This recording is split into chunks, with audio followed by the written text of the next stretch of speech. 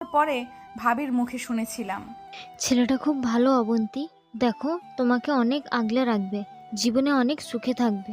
তখন ভাবির কথাটা তেমন গুরুত্ব নেইনি, কিন্তু যখন ওনাকে কাঁদতে দেখি তখন ভাবতে থাকি একটা ছেলে মানুষ এইভাবে কাঁদতে পারে। আমি যতটুকু জানতাম বিয়েটা ওনার মায়ের পছন্দেই হয়েছে।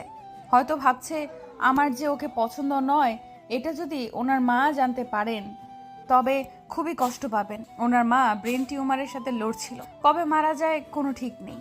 তাই সব সময় আমাকে বলতো, আমাকে আপনার পছন্দ না এটা ঠিক আছে, তবে প্লিজ যতদিন আমার মা বেঁচে আছে আমার মায়ের খেয়াল রাখবেন, কখনো মায়ের অযত্ন করবেন না।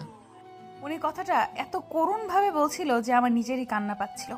ওনার চোখেও বেদনার জল ঝলমল করছিল।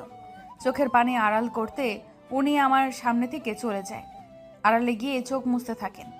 একদিন উনি তাড়াতাড়ি